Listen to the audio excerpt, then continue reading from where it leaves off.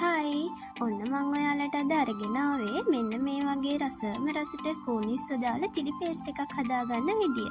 ඔන්න ඉස්සර වෙලාම මම ඕන අමුද්‍රව්‍ය ටික ලෑස්ති කරගත්තා. බීලෝන චූටියට කපලා අරගත්තා. ඉඟුරු සුදුලෝන චොප් කරලා ගත්තා.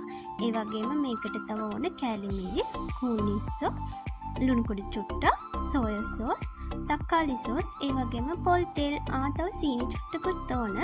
ඔන්න ඉතින් මේක හදාගන්න විදිය තමයි දැන් මං කියන්න යන්නේ. ඉස්සර වෙලාම භාජනයක් ලිපෙන් තියලා ඒකට පොල් තෙල් ටික එකතු කරගන්න. පොල් තෙල් එකතු කරලා පොල් තෙල් ටික හොඳට රත් වීගෙන එනකොට කපා ගනිපු බීලෝණු ටික මේකට එකතු කරගන්න ඕන. ඊට පස්සේ මේකට දාන්න ඉඟුරු සුදුලූණු. මම මේ ඉඟුරු සුදුලූණු චොප් කරලානේ ගත්තේ. ඔයාලට පුළුවන් ඉඟුරු සුදුලූණු පේස්ට් එක උනත් මේකට පාවිච්චි කරන්න.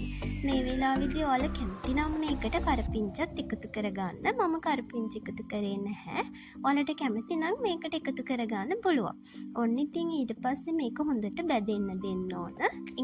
ඉඟුරු සුදුලූණු බීලූණු ටික හොඳට රන්වන් පාට වෙනකම් බැදුනට පස්සේ මෙන්න මේ විදියට කෝනිස්සු ටිකත් එකතු කරගන්න. එකතු කරලා මේ ටික හොඳට බැදෙන්න දෙන්න. හොඳටම බැදුනට පස්සේ තමයි අපි මේකට කෑලි මිරිස් ටික එකතු කරගන්න ඕන. මෙන්න මේ ගානට බැදුනට පස්සේ ඔයාලට පුළුවන් කෑලි මිරිස් ටික මේකට එකතු කරගන්න. ඊට පස්සේ ඔයාලා මේකට ඔයාලගේ රස අනුව ලුණු, ඊට පස්සේ සෝයා සෝස් චුට්ටක්, ඒ වගේම තක්කාලි සෝස් ටික, සීනි ටික එකතු කරගන්න. එකතු කරලා හොඳට කලවම් කරගන්න මේක. මතක තියාගන්න වැඩි ගින්දර මේකේ තියාගන්න එපා. මේ වෙලාවේදී මිරිස් ටික පිච්චුනොත් මේකේ රස නැති වෙනවා. ඒ නිසා මේක ගින්දර අඩුවෙන්ම හදාගන්න ඕන.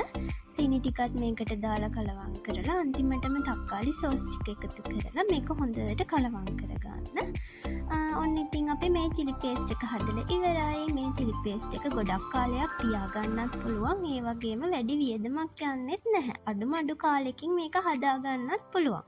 ඉතින් මේක හරිම රස චිලි පේස්ට් එකක්. ඔයාලා try කරලා බලන්නකෝ. මේකට ඉතින් වැඩි වෙලාවක් යන්නේ නැහැ. ඕනම කෙනෙකුට හදාගෙන කන්න පුළුවන්. ඒ වගේම මේ මතක ඇතුව මේක වීදුරු බෝතලයකට දාලා අරන් තියාගන්න. එතකොට ඔයාලට ගොඩක් කාලයක් මේක තියාගන්න පුළුවන්. එහෙනම් තවත් රෙසිපි එකක් අරගෙන එන්නම්. එතකන් ඔයාලා පරිස්සමින් සතුටින් ඉන්න. bye bye.